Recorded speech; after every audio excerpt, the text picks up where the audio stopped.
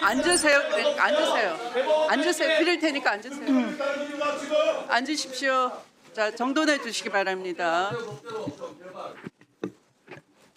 자, 그러면 국민의힘 의원님 가운데 한 분, 또 민주당 의원님 가운데 한 분 이렇게 양당에 대해서 의사진행 발언을 드리도록 하겠고요.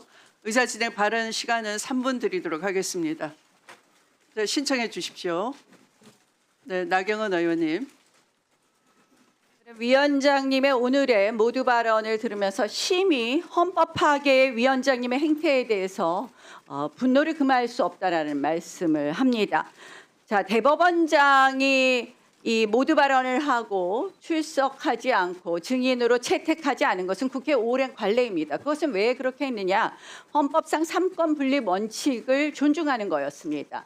만약에 이러한 삼권 분립 원칙을 저희가 파괴한다라면 이것은 결국 대한민국의 헌법 근간을 파괴하는 것입니다. 이것이 왜 생겼습니까? 조작 녹취 흔들면서 생긴 것 아닙니까? 그런데 조작 녹취에 관련된 증인, 열린공감TV 증인은 채택도 하지 않고 있습니다. 이거 왜 하고 있습니까? 대통령 무죄 만들기 아닙니까?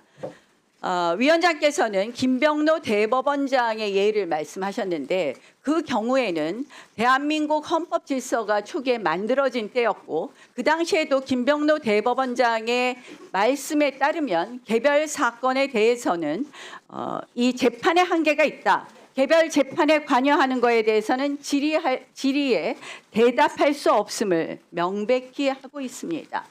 저는 위원장께서 지금 관례에 따라서 대법원장 이석을 말씀하지 않고 지금 민주당 의원들의 질의에 답변하라고 하는 것은 한마디로 대한민국 헌정사에 유례없는 일을 시작하고 있는 거라고 생각을 합니다. 즉시 중지해 주시고 관례에 따라서 이번 법사위 국감을 운영해 주실 것을 부탁드립니다.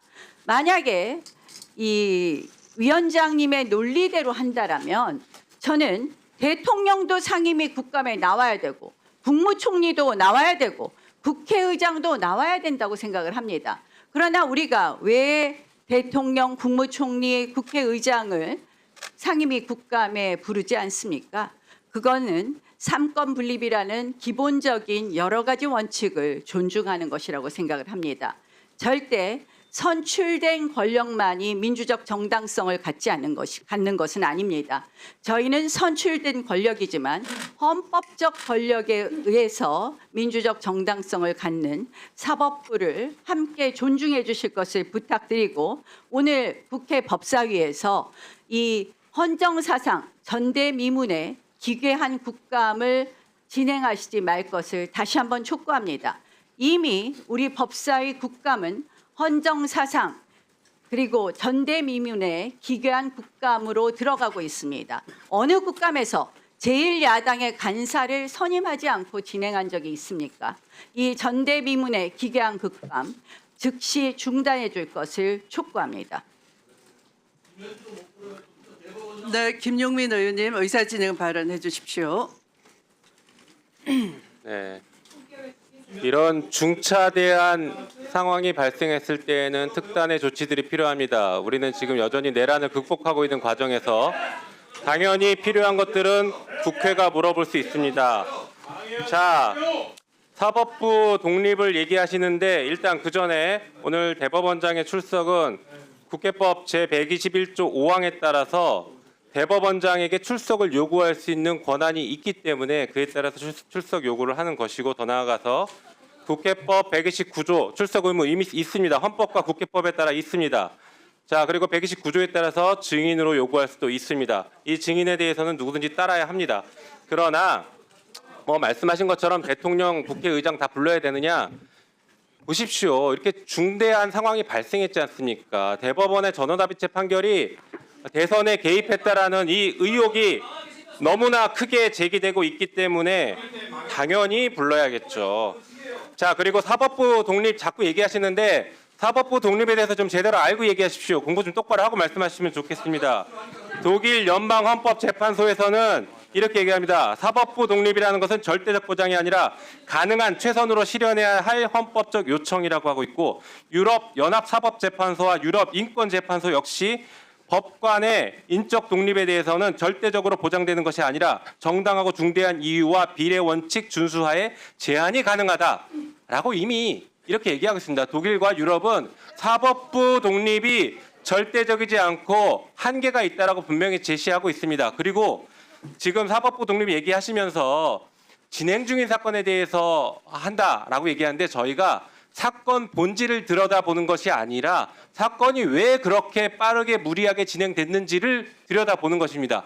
설사 내용의 일부 얘기가 있다고 하더라도 이 사건 확정 사실상 끝난 사건입니다. 대법원에선 이미 들어보십시오. 대법원에선 이미 판결 끝났습니다.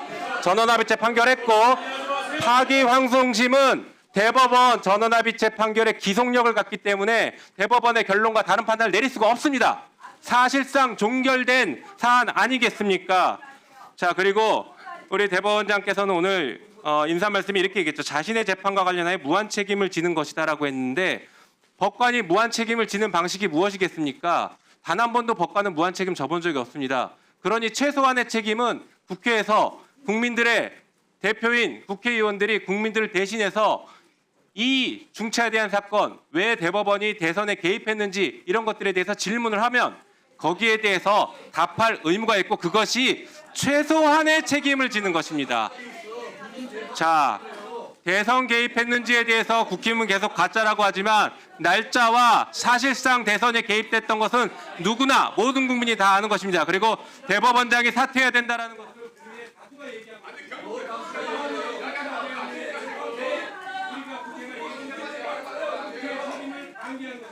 국민의 다수가 얘기합니다. 네.